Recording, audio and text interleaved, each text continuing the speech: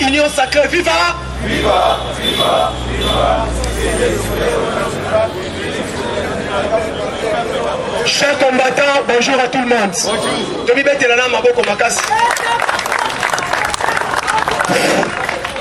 Ok, merci beaucoup. Tokutani na tongo lelo na parlement debout.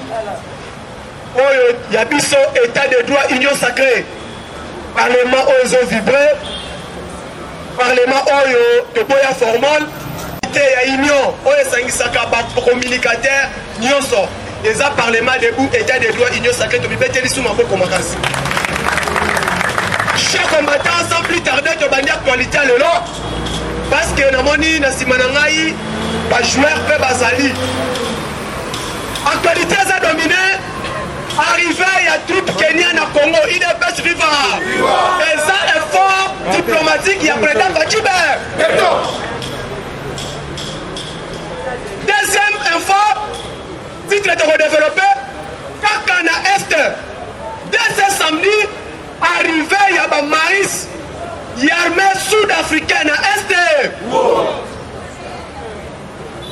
Après Wana, Brenda se prépare déplacement qu'on a Est pour 3 mois.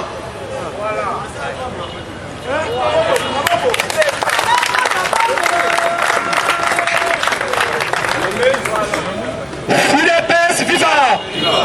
UDPS viva! Aba wana tokolobela situation est dominée par rapport à 100 jours du gouvernement. Par réalisation au FS Salemo. Parce que les gens ne comprennent pas au Bazon Lobake, bilan à Félix, il y a Ferti, parce qu'ils ont un dynamique politique. Mais ils ont réalisable et discutable, le bilan est largement positif. Dans Ebisabino Awa, balance économique ya Congo, et si kala kozala na solde activité, bilan ya Congo ezalaka na solde na 6 mois, a réalisé 113 millions de dollars américains. 1118 à Kabila, CNSS a réalisé 200 millions. Mais 6 mois ya gouvernement Fachi, CNSS a réalisé 113 millions de dollars. Avec l'appui à IGF. Bilan et ça, positivité. Voilà, tu vas passer dans le terme économique. Parce que ceux qui m'attachent à 5 macroéconomiques, le vrai macroéconomique, c'est un parlement haut. Voilà le terme terre à terre. Mais donc, sur le plan réalisable, il y a un gouvernement de Kolobeliango pour comprendre que si Dieu a voulu que Fachi Abima candidat comme opposition de la Genève. Peut-être ceux qui Abima qui candidat commun de l'opposition de la Genève, aujourd'hui l'UDPS a connu qu'on a pouvoir. Mais grâce, il y a l'esprit supérieur, il y a le président Félix, avec l'appui de son père, avec le Saint-Esprit qui a pénétré à Fachi, Badouana à la Genève, il Fachi comme candidat commun. Grâce à Yango avec le pouls supérieur, avec le Saint-Esprit, Fachi maintenant a démontré ses capacités seules. Suite à ses capacités, aujourd'hui Fachi est le président de la République. Parce que ceux qui ont un candidat à Genève, comme candidat commun, par exemple, il y a un effort, il y a un effort. Mais grâce à lui-même, effort il a dit avec l'UDPS, j'ai retiré ma signature. Donc le Saint-Esprit qui a pénétré au combat de l'UDPS.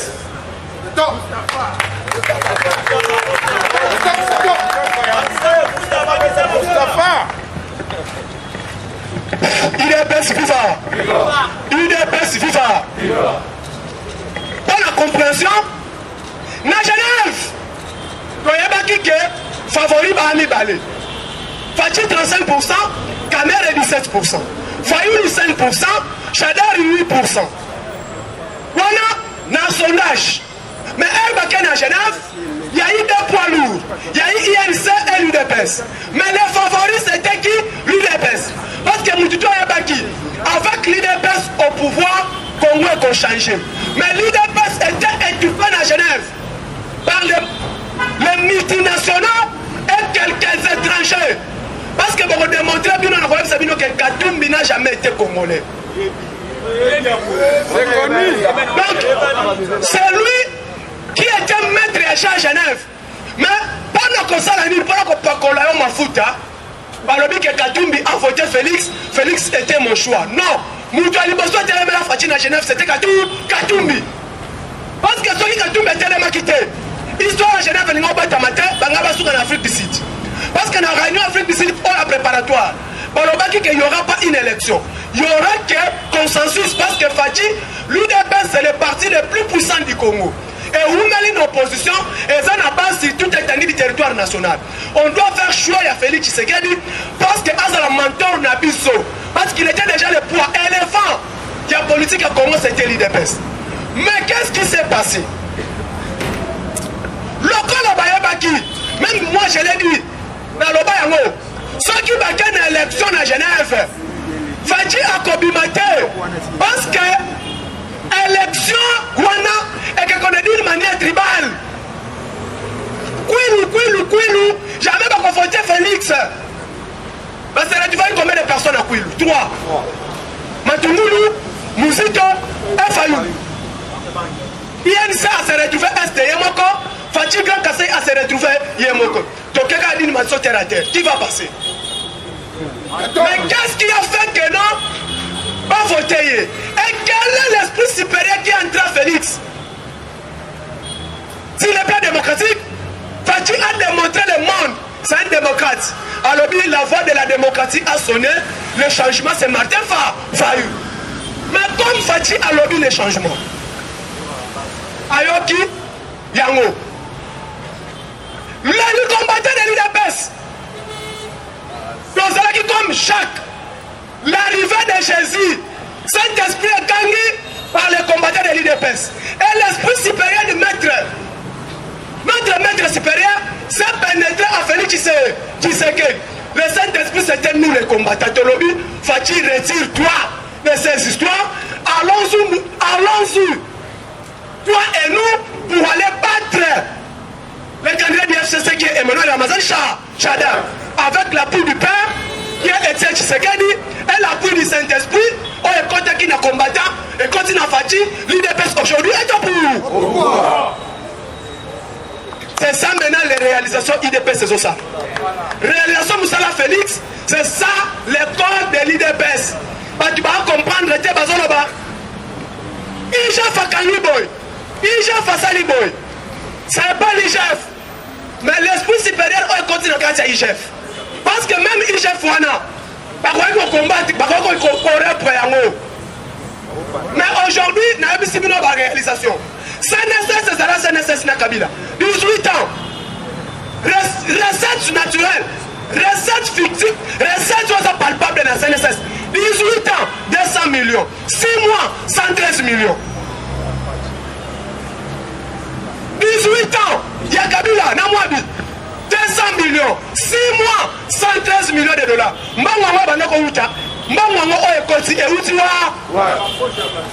Alors, CNSS, c'est la résiste.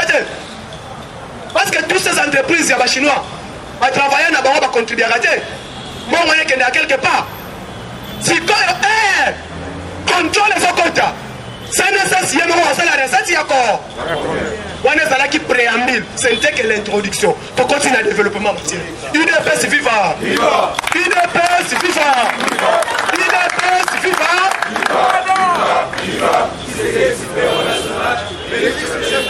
Chaque combattant,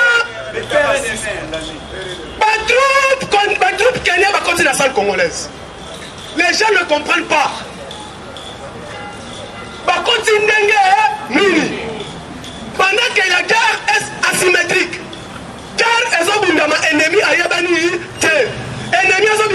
place à Batou.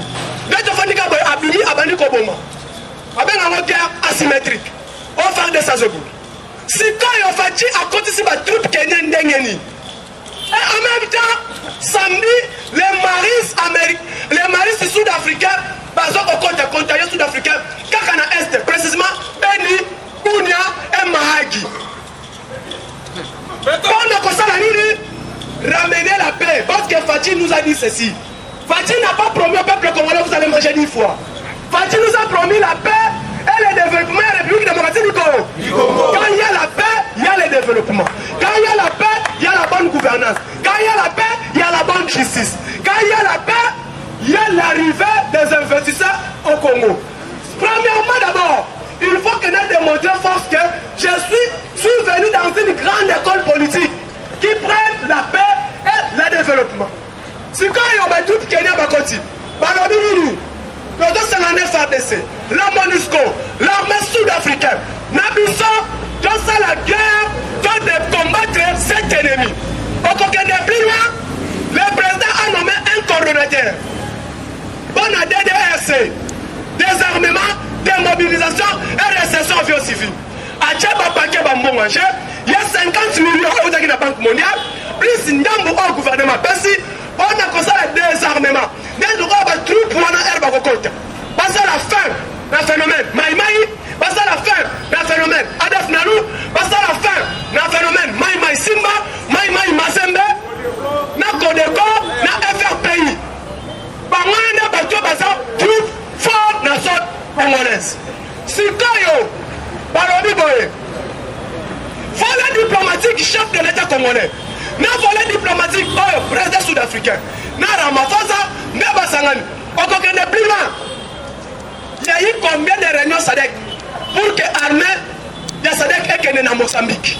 Et ça va me quitter. Mais Fatih Siko, avec réunion il y a 2 jours, le président kenyan et permettre à l'armée qu'elle ait le côté. Quand SADC, notre pays membre SADC, Mozambique a combattu la guerre aux asymétriques. Aux ennemis est connu. Mais SADC a pas privilégié la République démocratique du Congo parce que la RDC c'est le pays phare. Il y a Union Afrique. Donc il y a la Palestine à Bissau Mabo. Et ça les nous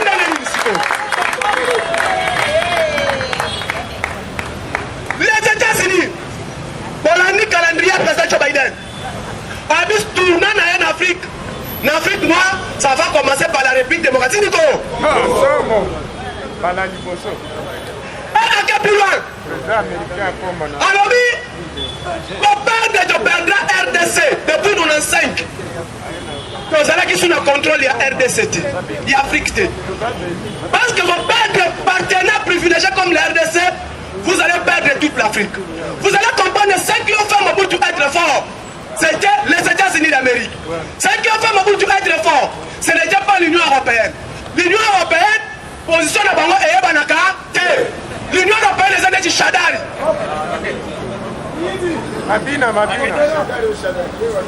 Mais les États-Unis, dans nos années, tu es avec Dieu les tout puits, tout pour ça et Dieu les pères. Qui vit les fils, a vu les pères. Aujourd'hui, maintenant, pour qu'on ait plus loin, Fatih est entré comme président Congo. Ni armes, ni Guinée. Mais président, à la ligne à Kanchach, mais Oya. Azalaki na soda te. Basoda no Yakabi? Non, Yakabi la te basoda ya Congo. Basoda no Yaka? Basoda ya Congo. Kabila zala basoda te. Kabila n'a pas l'armée. L'armée est en politique. Tu m'as dit qu'il y a 3 mois à combattre. Ah, non, basoda Kabila. Mais Fatih Koutou poli à bien. Pour comprendre le chef de l'État commis, avant les 3 mois, il a fait la tournée du monde. La tournée du monde. Tous les Fatih maintenant c'est la Nengeni. Au bout de ça, Congo, à l'hôpital, Yayo, au moins de mon bassin à Est, je fais la paix. Partout il est passé, pardon, Fatih disait que je fais la paix. Je fais la paix, je fais la verbe la paix. Nda elle a qui si force naïe. Premier sommet à l'Union africaine. Bafandi avec le président égyptien Fatah Sisi. Fatih Afandi Nabango. Babandi hymne, il y a l'Union africaine. Et s'il Babandi matière, Fatih Tombola Moussabi. Abi, s'il vous plaît, mes pères. Que soit une minute de silence. N'a pas ancêtre Oyo, parce que l'Union africaine. Bamitala Bango Nyonso. Une minute de silence, s'il vous plaît. Pour penser dans la mémoire, il y a Obatonga Kindaku Oya Union africaine. Chaque réunion, sommet à l'Union africaine, il faut commencer à prendre une minute de silence pour qu'on réfléchisse pour Nabango. Les gars qui sont école, il y a démocratie, dans l'école, il y a unité, il y a Union africaine. Attendez, ancien président, président ghanéen, président zambien, président tout. Attendez, Lumumba, attendez, Kassavubu, Abi sont nos pères qui ont fait la force et la fierté de l'Union africaine. Banawana et l'Okona Etika la Bongo. Et comme un générique, chaque sommet Union africaine, il ne faut pas prendre une minute de silence. Pour quelle raison ça sous à Monique par pays membre du comité CAC. Alors dit non, il faut continuer à bongoter. Cette fois-ci, la RDC, après Sassou Azwa place one. Suite, il y a force, il y a président Nabiso. Comme si le Congo doit comprendre que par réalisation Félix Tshisekedi, de reconnaître comme aujourd'hui, Libye Azolela. Départ, il y a Kadhafi.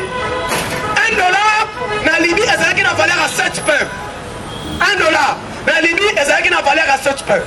$1 na Libye, au Komelati, au déjeuner, aucun moussala. Mais aujourd'hui, Libye est comme une trou.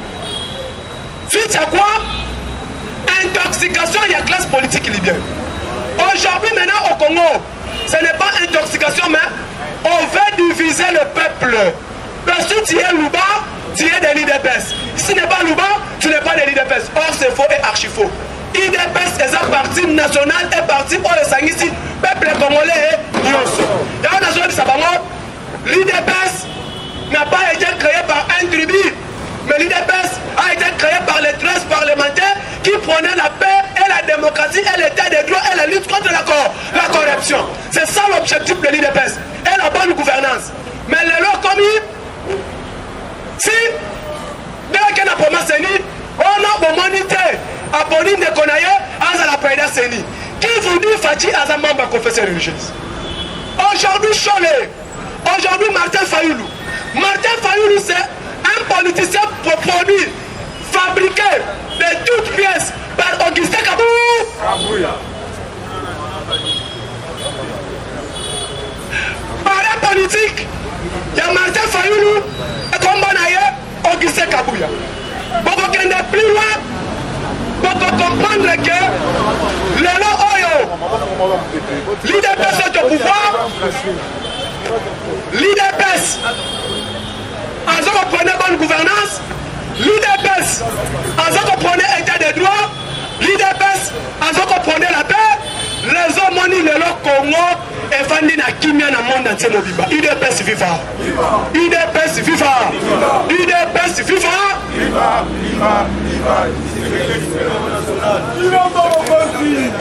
Tous ces politiciens que vous voyez au Congo, on va combattre l'IDPS, il y a du bien. Que Fatih Azocha Fondation. Bon ami et matin, il faut qu'il y ait une bonne fondation. Fondation au Fatih Azocha. C'est lui qui viendra après Fatih à cause de la facilité à bonne gouverner. Ne Fatih Alobakiboy. Je suis venu au pouvoir. Pour deux missions. Mettre la fondation, mobiliser le pays, faire les réformes. Deuxième mandat, et quand ça la mandat, il y a travail. N'importe comment on dit le premier mandat.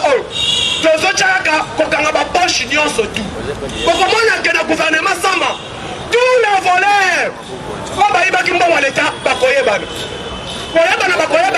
donc on comprend que tel ministère est contre sa content, tel ministère est contre sa content, telle entreprise publique est contre sa content. À partir de là maintenant, vous allez voir quand le vrai changement, c'est aujourd'hui. Tous les immeubles, on va changer de ce coup fort. Il est pas vivant. Bio majeur. Fachi a dit fini la récréation et fini la guerre à l'Est. Premier plan de Zawani. Lobby Banani conférence de presse. Il y a porte-parole. Il y a gouverneur, il y a Ituri. Alors, il y a des politiciens. Oh, bah, on a Kinshasa. On a maboko na bino na kati ya guerre ya Est. Bientôt là. Donc, autant ba combo na bino nyonso tout. On va besoin de fournir ba armes. On va passer ba moyens na ba troupes armées. Après cela, biso ba soldats. Donc, on va luka na sima na bino ba politiciens. Pour quelle raison? Nos politiciens et puis la majorité, ils ont toujours au Baouta à l'Est. Les députés et les ministres. Mais quand tu vas comprendre, la guerre est asymétrique, les katoumistes sont là. Pendant la guerre à l'Est, les Kabylie sont là. Pendant la guerre à l'Est, la FDC est là. Pendant la guerre à l'Est, INC sont là. Pendant la guerre à l'Est. Mais le cas que le moment maintenant est arrivé, on a vu fin. Les réalisations du gouvernement, ça m'a reconnu. Ce qu'on a vu que ça m'a réalisation, ça a été aux âmes au thème Mabé. Ce qu'on a vu que ça ne travaille pas aux âmes au thème Mabé. Aujourd'hui, croissance, il y a 4 démocraties économiques à RDC. Besoin de la moitié. Aujourd'hui, la bonne gouvernance, besoin de la moitié. Aujourd'hui, depuis Bandoud, Wezala Bandoud. Mais aujourd'hui, fini les travaux avec barrage Yakatende. Aujourd'hui, nous vous parlons, les pylônes vont ramener courant. Sur 120 pylônes, il y a déjà 110 pylônes. Reste 10 pour courant et plein qui coûte. Pour qu'on le la moitié. Comme on a la Fatima.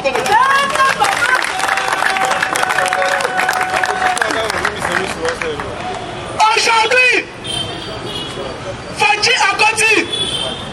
La régie des eaux à Zalaka, 30 000 mètres cubes.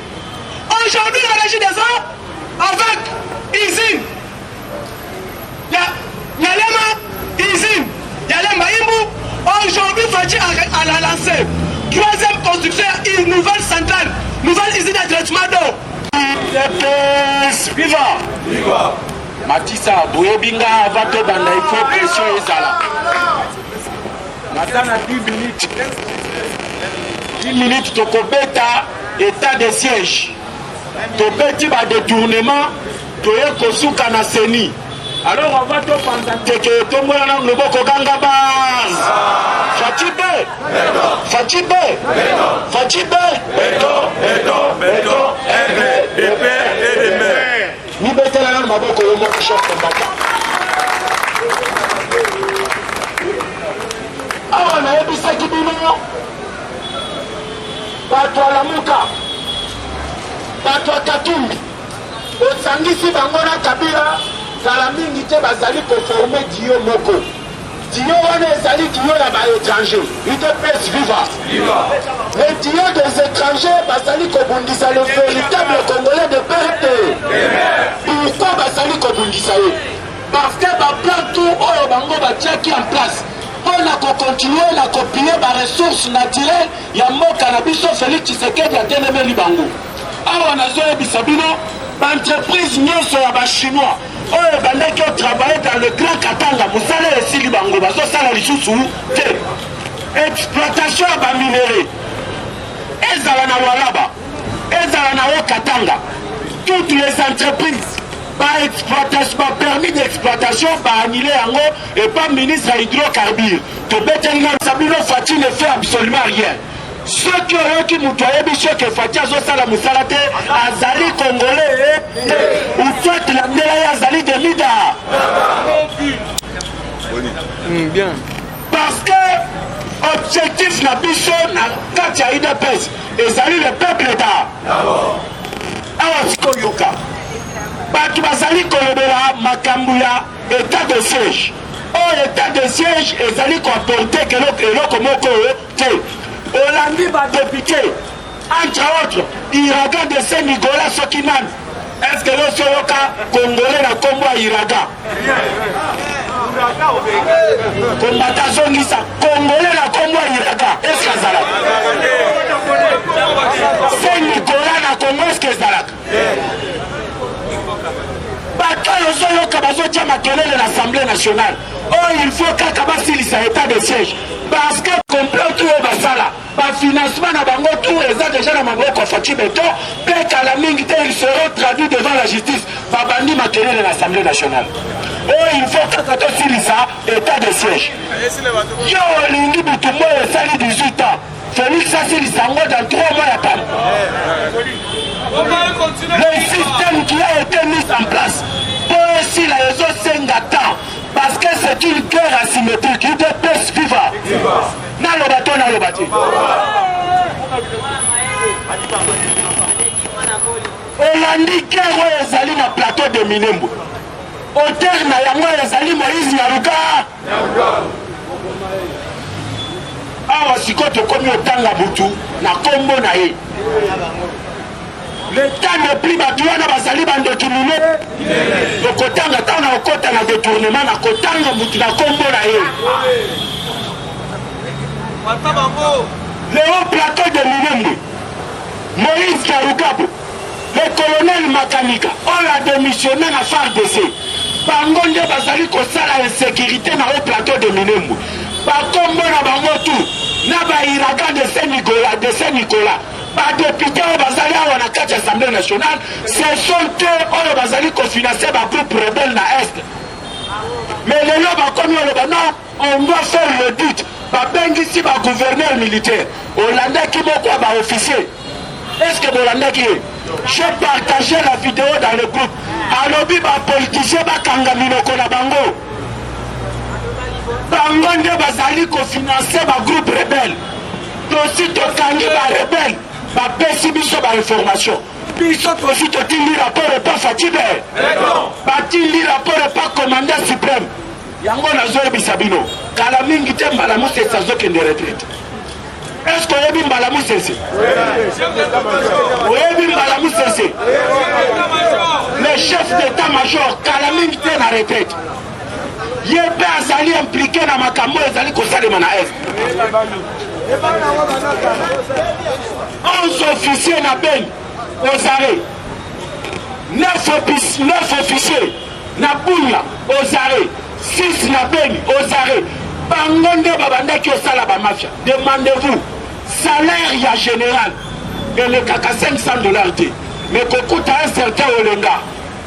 Olekosi c'est qui a tongi ba beach. A Tongi va immeuble à plus de 7 étages, 7 niveaux. Bango wana azoli yango. Voilà pourquoi na yebisi bino coalition na bango ya ba étranger. Ya ba ini ya Congo ba kondimate musalo fatia zali kosala. Pona bango Tshisekedi c'est l'homme à abattre. Biso pe kolobi Tshisekedi c'est l'homme à protéger. Ezabo été. Mouton ya zolu ka intérêt na biso faut protéger yande. Ce qui est sengeli to le bateau soit ba missile non conventionnel. Pona kobeta ba député oyo bazali na kati ya Assemblée nationale to kozwa ya. Chers combattants, soyez mobilisés. Le moment est venu de Bengali Kabila. Et tu qualifies le système Kabili. Parce que tant qu'on a recoté dans dossier au état de tournement, la zone bizarre, ceux qui ont sali monté ma capacité au colonel Natongo Alelo. Et puis, Tobomi et Koki. Aujourd'hui, on va commencer à citer les gens par leur nom. Pas que nous font d'Abisso. Le nom d'Est, Oyoki. Les troupes régnants, Bakoti. Le samedi, troupes sud-africaines, Bazokota na Est. Dans le bateau. Awa Fati. Awa Sito Fati Alobi. Nasali to remanier armée. Le commandement de l'armée.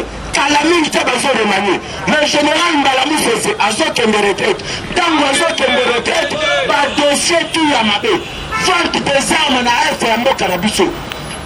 Kokosa gouvernement que les combattants basali na Ituri basali 21 000 alors qu'il n'y avait que 5 000. Mbongo tu ya batu wana, minduki tu ya batu wana, bateni tu ya bamilitaire wana, Malamouche se doit venir répondre devant la justice. Même le porte-parole de la FARDC, je peux qu'à la militaire de commune à Elissousouté.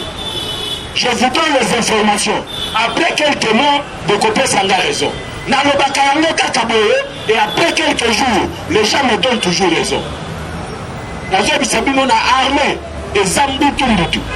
Yango Moni Bamususu na Katia Est Balobi, Dengue Mouto la Yoko Sil Sager, Bissika Bishoto Bandaki Olela, il faut te profiter. Aujourd'hui, Batouazé Bissabino, entre autres musique, est-ce que musique peut parler na Est, na Bitumouza na Est? Alors qu'il était premier ministre, et là qu'on y a Salapo Bitumbawa Nessil. C'était 350 par maison, parcelle. A salué le seul premier ministre, na mois ya Pamba, après nomination à Somba, plus de 150 parcelles dans la ville à Kinshasa. Alors, Bisabino à l'Est, il n'y a rien de bon. Nous sommes dans l'état de siège, c'est zéro. Mais tout le bateau est à l'Est. Il n'y a plus de bateau à Barrebon. Bateau à Barrebon à l'Est, exact. Voilà pourquoi Hollande est gouverneur militaire. Tant que vous auditionnez, il y a 4 assemblées nationales. Dans le bateau, dans le bateau. Alors, notre armée est infiltrée. Le programme qu'on a allé mettre en place avant d'attaquer, il y a le gens qui ont communiqué et pas à rebelle. Voilà pourquoi tactique les alliés statique et alliés dynamique. Donc je change du jour au jour. Parce que Babassou est allé sous-souter. Bateau n'a pas qui n'a pas samba, pas continuer à catch la population. Pas comme nous côté de la population. Ceux qui va coûter n'a pas tu n'as pas utiliser ma machette, pas utiliser ma mbeli, pas bonu batouana. Mais il n'y a plus de bâchons de rebelles à l'Est. Aujourd'hui, il y a plus de 600 adeptes aux arrêts. On continue de tuer, mais qu'on se dise la vérité. Combat congolais, Moïse Nyarugab. Ceux qui ont mis l'Assemblée nationale, bateau baso lukakeno basili sa état de siège, baza basel Nicolas na Nyarugab, bateau baza ba congolais. Le Congo est à nous. Mon côté est à Libanda. Ata soki Laurent Désiré Kabila. Bon signé qui n'a pas contrat pour appeler Sabino parti moko ya mboka na biso biso tolobi toboya. Toboya ngando. Boko Zangabas. Chers combattants, na mboka na biso, il faut que le mela. Bato bazali ba miri ba mbongo na biso. Oyebi ke ministre. Ya formation professionnelle a eu qui peut détourner environ 1 million de dollars. Azali Moïbi Moune a tingli conseiller naïe à Kena Bank a bimisi 778 000 dollars na 774 millions de francs congolais. Oyo ekei na comptable na ye te mais ekei epa na ye moko na ndako na ye.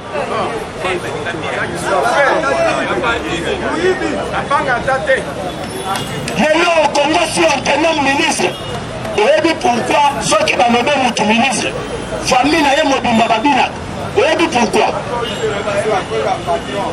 Oyebi pourquoi ceux qui va nommer comme notre ministre, pas dynamique, les ressortissants de Kabeyaka Mwanga Ebini, les ressortissants de Katangé Babini, oyebi pourquoi babima?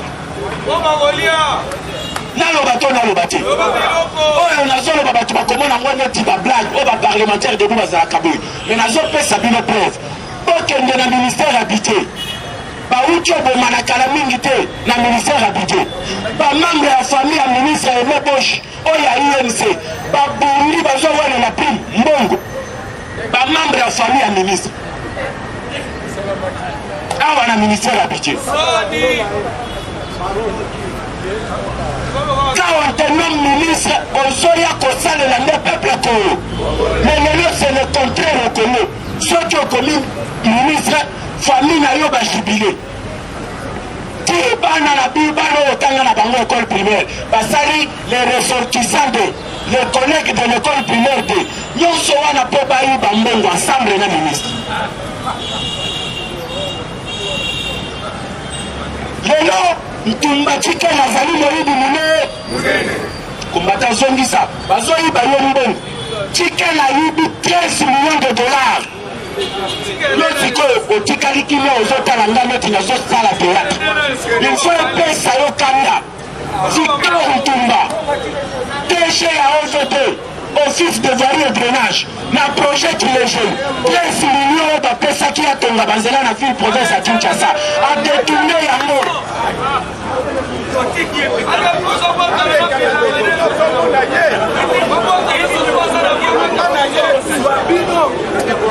Congo eza ya biso dans l'état ya Kabila UDPS viva. L'état ya Kabila le plus grand sanction Kabila bandaki opesa bato ezalaki nini soki oyibi mingi Kabila asiliki aolongola yo na ministère wana atindi yo na ministère mosusu mais bango bazali komikosa avec Fati Beton bakolongola yo basuspendre yo olongo mosala ntango olongo mosala okei kosamba na justice ntango okei kaka na parquet direction Selembawe ntango ozokende Selembawe otikali siko parti moko naloba te naloba te kala mingi te babientu ya bamilibi wana bazali kokanga yango bandako to batonga ya bawi niveau ekokoma bandako ya leta atie yango en location tokomi kofutela yango ande. Ce n'est pas possible na Congo. SCPT, est-ce que vous avez dit SCPT? Nani aza deja kuna kombata pesanga Congo nani aza kuna José Makila Moïbi Mouné. Makila a recruté les faux agents à SCPT 1026 agents ya lokuta PTA bomba 44 millions de dollars détournés à SCPT. Et lelo azali les États-Unis azobenga bandeko na ye ya Équateur po te batelemela batumba siège ya UDPS na Équateur na nzembela précisement toyebisi ye atikala kaka na États-Unis soki akomi awa tokokanga ye matière eza ebele namoni bayebisi nga ngonga isi ekoki. Je suis respectueux du temps lobi tokokontinue na kodénoncer. J'allais parler de la CENI. Alors, besoin de la chuter dans une minute. Dans le Bakari Kambwa, CENI dans une minute. Pour la libre société civile, plus de 46 sociétés civiles. Comme le président de l'Assemblée nationale, entériné Mouton aussi confession religieuse Batine de l'IO. bayebisi ye konzelate de confession religieuse wana bazali baconstitutionniste mine charte na bango elobi vote majorité nde koremporte ndenge majorité eremporte bango mpe baza na kati na biso société civile mais biso société civile tout elobi kati mande président selie nana bino tokutani lo UDPS viva UDPS viva.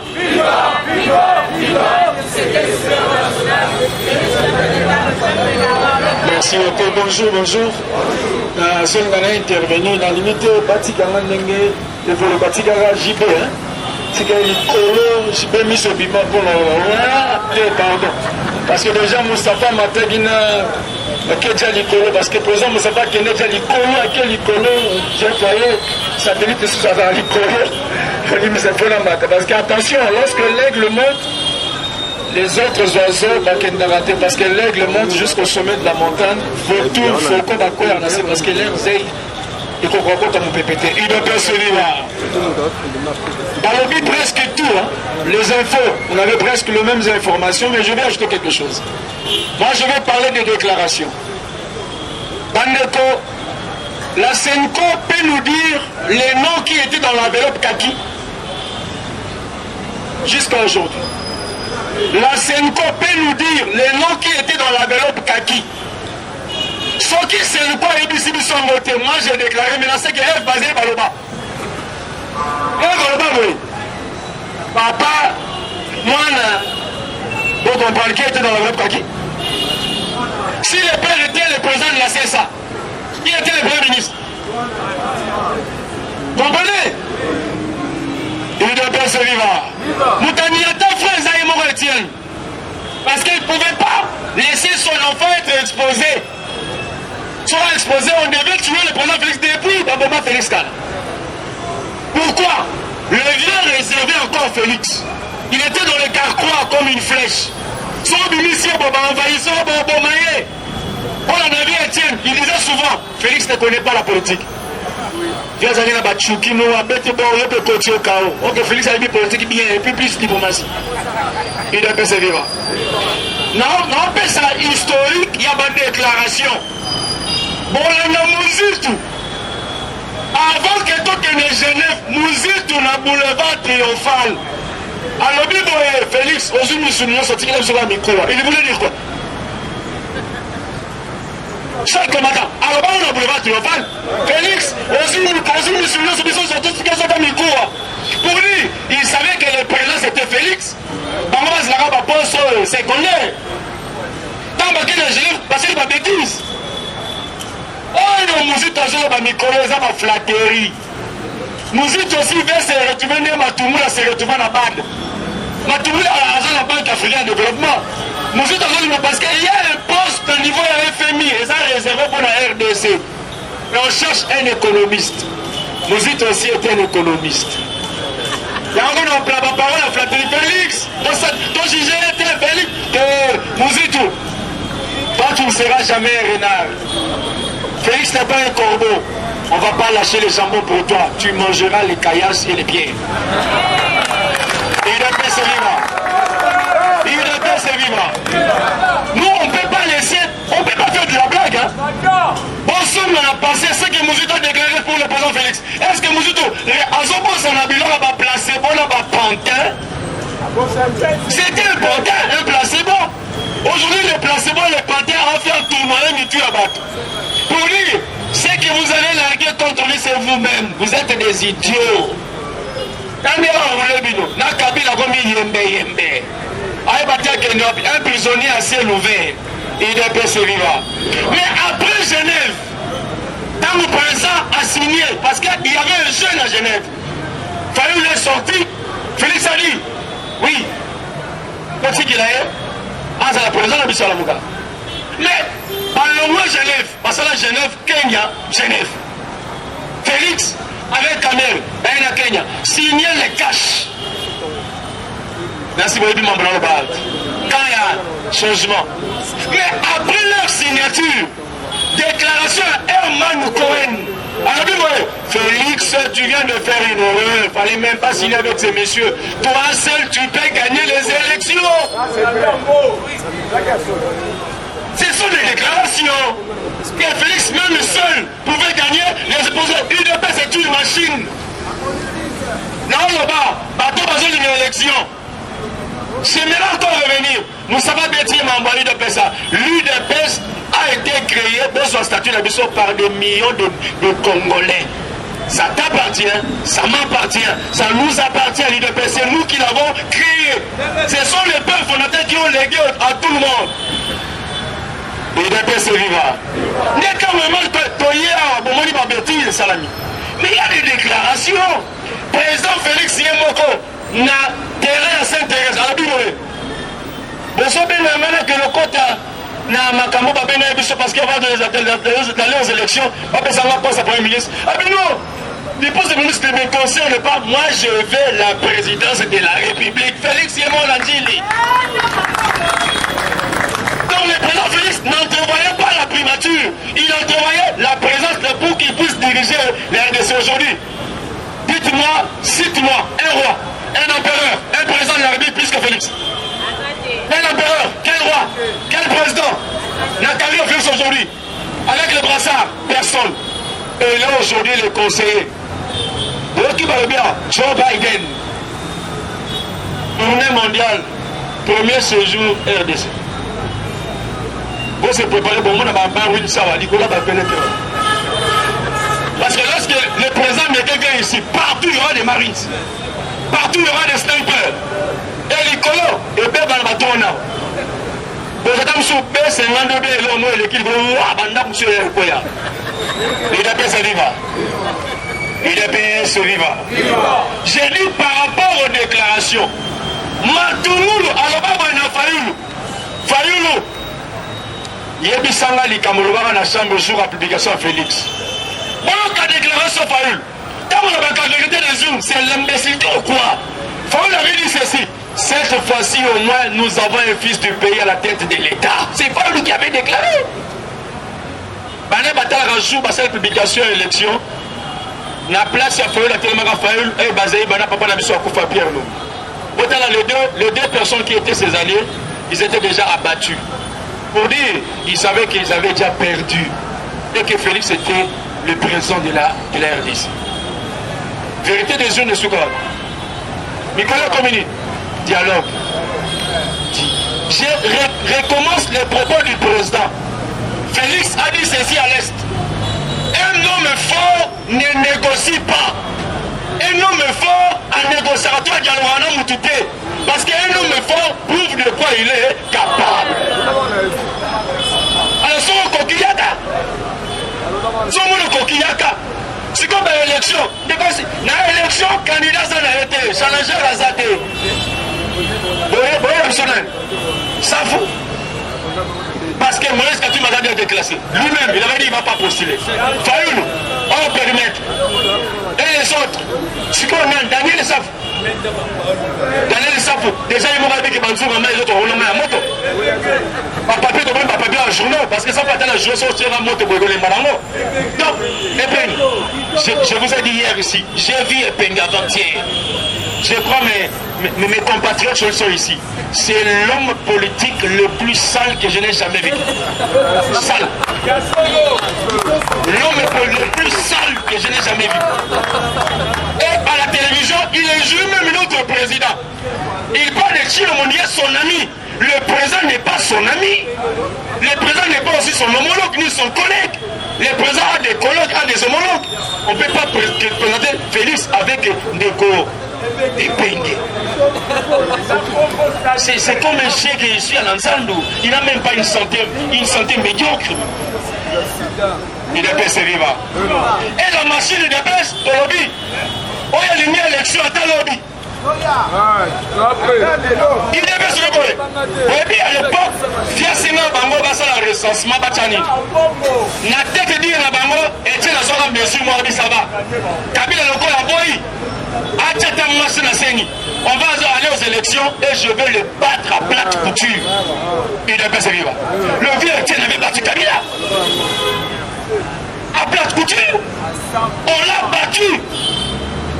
Malgré Baïna-Seni, malgré qu'ils avaient tout, on les a battus tous. Il y a un bien intéressant parce qu'il y a possédé d'abord, dans son pouvoir, la machine à vie, c'est ce qui se fait aujourd'hui. Il faut avoir le pouvoir. Quand vous aurez le pouvoir, c'est vous maintenant qui allez organiser les élections. Alors, il UDPS a un pouvoir, après il y a organiser, après il y a gagner en gros. Place aux affaires en Gilles, dans la lemba. Même notre candidat. J'ai dit, même à Bangal, Francis Kalomba Tchalibana, Totele Mabazo Oko. Parce qu'il y a un cocaté, yo, on va être Bangola Kyogo, parce que cette fois-ci au moins, Toboy, oh, on va casser ceux collègues, ceux alliés, oh, c'est le logo à présenter. Tiens, le logo, le logo est présent, c'est n'est que pour le combattant, il y a eu deux baisses. Et bien, les machines vont appartenir au logo à président. Et il y a président, c'est vraiment ma force. Et donc, oui, tiens, le logo, n'a mouvement la Bible, n'a eu deux baisses, n'a président là. Bon, yo, oh, tiens, au bâtiment. Ah, non. Mais mamie, il y a fouillé l'information, peut-être que ça il a fouillé l'information pour tout le monde matin à Tongo. Parce qu'il fallait m'attendre pour la justice. J'avais dit hier c'est raté. Fort possible, Si Matata Mponyo va à la justice, fort possible, sauf imprévu, il ne sortira pas pour rentrer à la maison. Il va aller dormir à la Maison Blanche. Commandant, quand vous avez besoin de somme colossale, même les gens qui ont sabateur, nous devons aller tout le monde. Même Madame Fifi, allez tout le monde. Il détourne l'argent et la somme, 130 millions. C'est quoi juste? Les Congolais cherchent l'argent, d'autres ils détournent l'argent. Au lieu, on nous a le gouvernement en alliance, mais aujourd'hui, il n'y a pas de population. Comment les présidents vont travailler? Les présidents travaillent avec les minables et les voleurs. Ils sont venus pour s'enrichir. Mais tu le dis que Mbalo, Congolais, il faut lire je vous enverrai dans les pays où le lait et le miel. Cette fois-ci, les Congolais doivent goûter. Il y a des Congolais ici qui ne connaissent même pas la pierre précieuse à Mboka Nabango. Congolais, il y a des diamants, mais ça, Mboka diamant. Il y a des nickel, il y a des coltans de l'autre côté. Congolais, il y a des pierre, matière précieuse, il y a région dans les motos pour la tribu dans les motos. Ma belle n'est pas dans Mboka Nabango, et là, ça va bien voter. Mais tu auras la calcaire, tu auras l'uranium, tu auras la zinc, pour moi le voter. Il faut vivre en eau, il faut lire en eau, même attends le minimum, mais tu laisses une grande partie à ta progéniture. Tu aimes pas non? Hein? Nous peuplerons ton selon, nous assurerons ta grande jeune. On va léguer à notre postérité ce que nous avons eu. Et le combat UDPS au Tobundaki, nous avons cette victoire.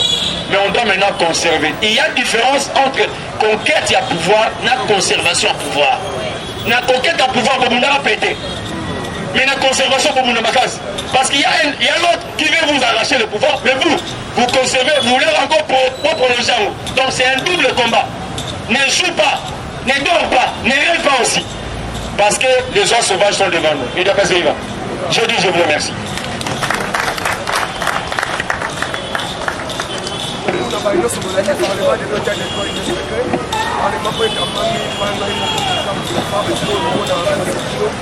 Merci à ma chaîne Union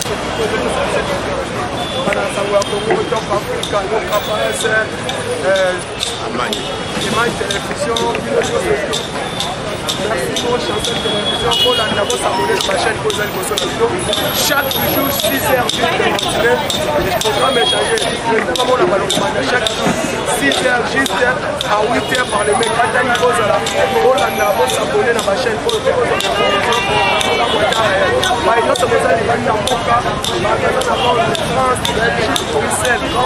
Afrique du Sud, tous les pays africains qui s'abonnent à Parlement de voter les droits de l'homme.